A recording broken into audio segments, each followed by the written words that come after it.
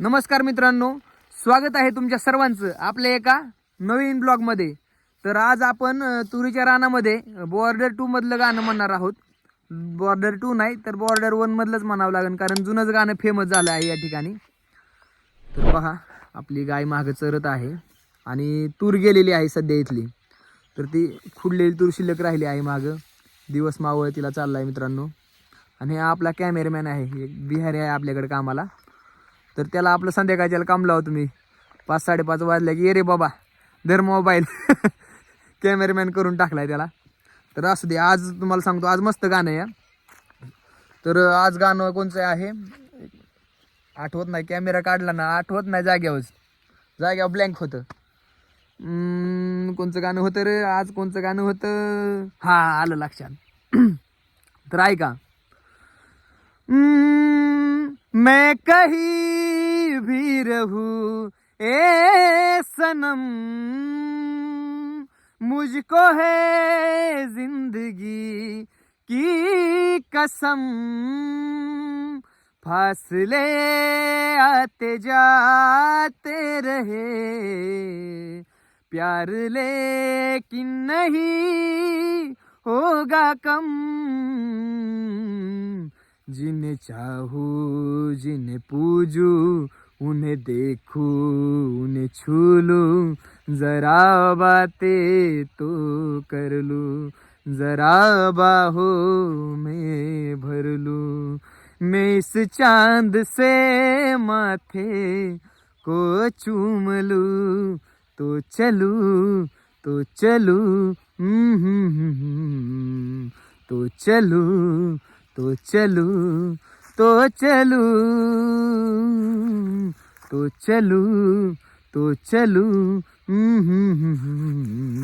तो चलूं, तो चलूं, तो चलूं,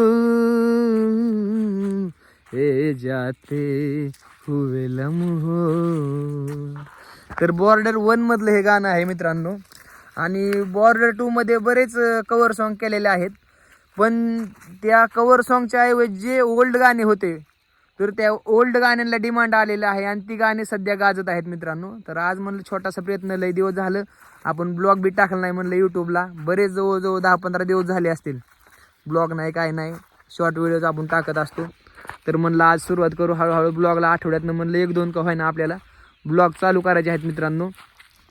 तर कसं वाटलं गाणं मित्रांनो तुम्हाला, मला कमेंट करून सांगा. आणि माझे ब्लॉग तुम्हाला आवडतात का? जर आवडत असतील तर मला ब्लॉग बनवायला इंटरेस्ट नाही, जर आवडत नसतील तर कोण पाहतच नसेल तर काय एकट्यानेच ब्लॉग बनवायचा आणि एकट्यानेच बघायचा. त्यापेक्षा तुम्हाला जर माझे ब्लॉग आवडत असतील, पाहण्याचे असेल, तर मला सांगा बाबा शुभम दादा तुमचे ब्लॉग वगैरे आवडतात आम्हाला. तर मला ब्लॉग बनवण्यामध्ये अजून थोडा आनंद निर्माण होईल आणि तुम्हाला मी ब्लॉग वगैरे टाकत जाईन इथून पुढे. पाहू शकता तुम्ही, बघा कसं वातावरण आहे, सूर्य मावळतीच गेला बघा एकदम मस्त. हे आपलं तुरीचं खळ आहे, या ठिकाणी तूर केली आपण.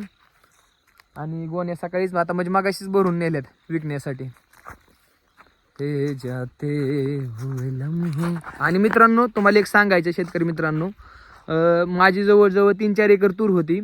तर मी गडबडीमध्ये चुकीचा निर्णय घेतला. मी म्हणलं लवकर उरकण्यासाठी मी काय केलं, मोठं हार्डवेअर मशीन लावलं, त्याच्याकडून 1 एकर तूर करून घेतली. आणि म्हणलं आता काय टेन्शन नाही, केली तूर 1 एकर तूर. त्यांनी फुल टँक भरला. आणि ज्यावेळेस आपण ती तूर खाली ओतली तर त्याच्यामध्ये तुम्हाला सांगतो एक 20% 20 ते 25% डाळ होती.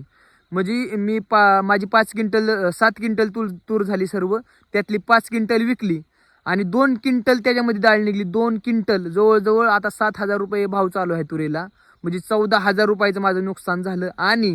आणि रानामध्ये ती तूर करत असताना इतरत्र तूर आपली पडत असते मित्रांनो.